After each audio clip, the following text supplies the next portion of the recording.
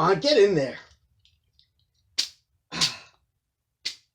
Oh, hi. Yes, you caught me. I've been trying to get this Kindle to fit into this piggy bank. And I don't know why it won't go. I've been trying for a while now. Don't ask me why I'm trying to do this. All right, I don't know. I've been praying on this. God, please let this Kindle fit into this piggy bank. And my prayers are going unanswered. Let me drop this down. All right, anyway, I'm Mike Camarado. This is Learning God Ministries. And let's talk about prayers going unanswered. First of all, what is a prayer? What are we praying? What does talking to ourselves have to do with making our lives go on a different path? You know, are we talking it out? Are we like a football huddle and we get together and we say, okay, these are the plays we want to make. Let's figure it out, calculate it in our heads, and we'll put it into motion. So what is a prayer? Why do we pray? A lot of people don't pray. They don't think there's anything to pray to. Do we pray to a God?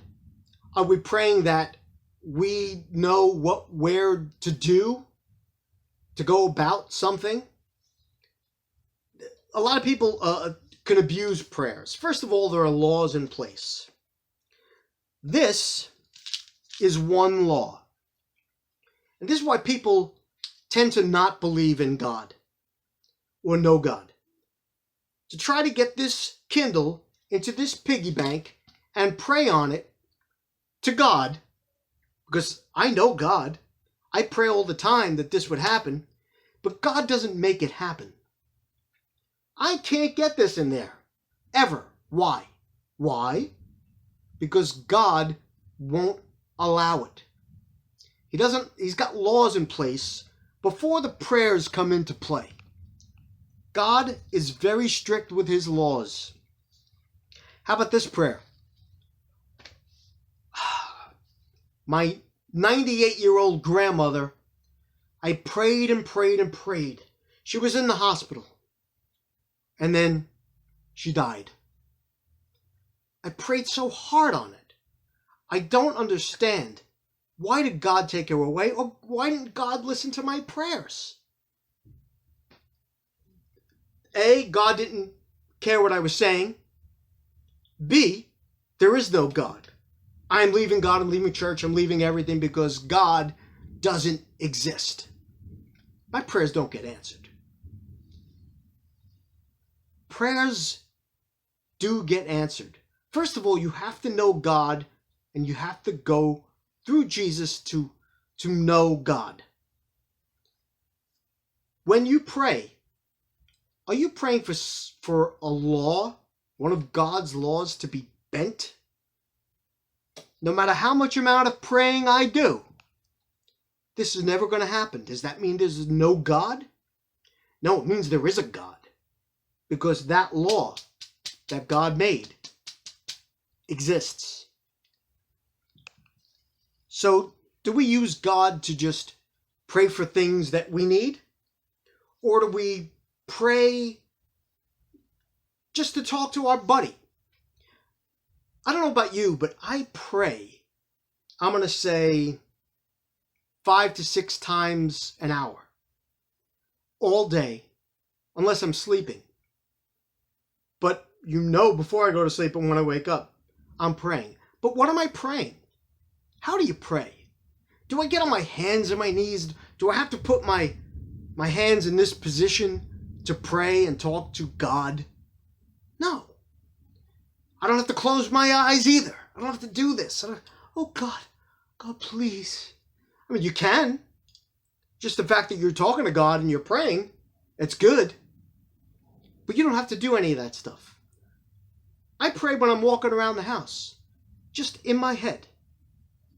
I talk to God like he is my buddy, because he is. He's right next to me. He's always with me.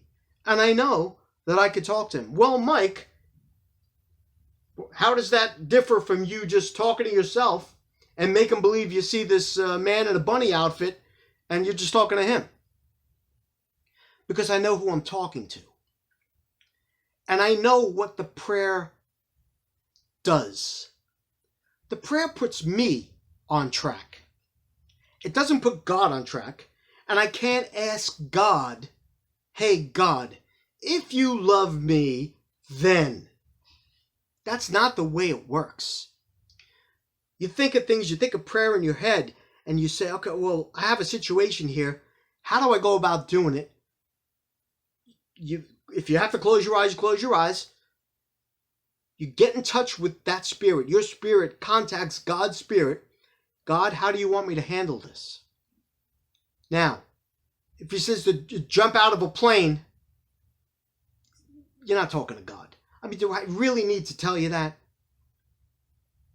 What is the direction that God would lead me into having the best outcome of whatever the outcome is that I'm looking for?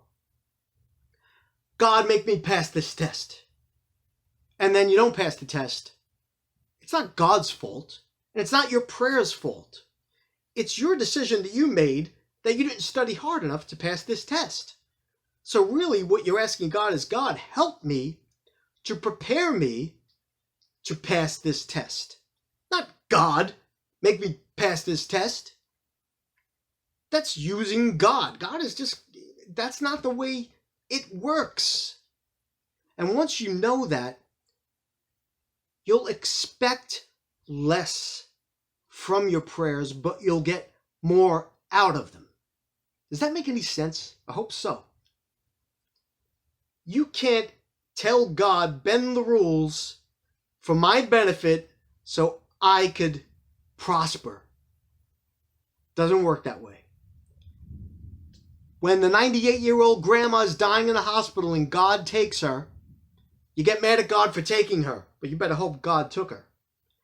God didn't take her to snuff her out, but hopefully God took her spirit when she died. So you tell God, God, please make my grandmother live to forever. Okay, it's not going to happen. We know that because we know the laws.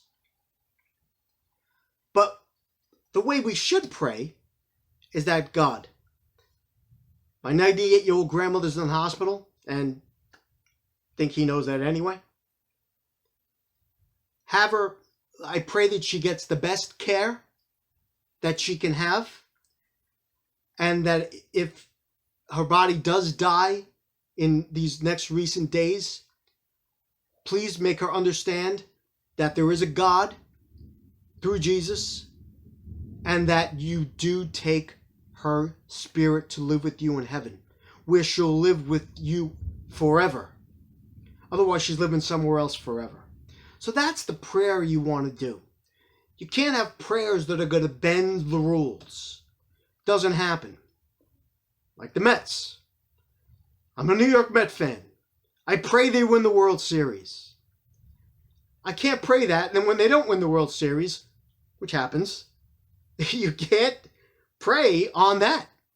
You gotta pray, God, I hope the members of this team understand and put their talents and pray to you to make themselves better at the sport. Any sporting event. That these people would pray to you and understand how they themselves can get better. Not how you could make them better. How they can be guided by you to make them better. That goes with everything in life. How do we do it? We get through life by us making the right decisions and bettering ourselves. Well, by asking God what we think, what he thinks we should do. So anyway, that's the message for today. Keep God as your buddy right next to you. Pray more down to earth and keep the laws of God in place when you're praying. Otherwise, you're going to be very disappointed and you're going to find out there is no God. And that's ridiculous to think that way because you had this crazy mind to think that you could change things on the planet. And you might be able to do that by praying and getting the guidance to go in the direction you need to go.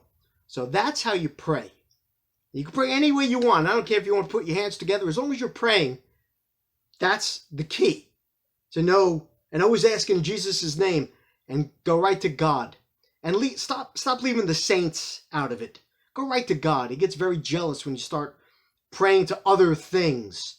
Pray to God. Because he's the guy, he's the one that's right next to you, and he knows everything that's going on. They're his laws. All these saints were made by him anyway. Go right to God. Go to the boss. Okay? All right, that's it for now. My Camarado, Learning God Ministries. Whatever you do, do it with God. And I will see you next week. Bye-bye. Take care.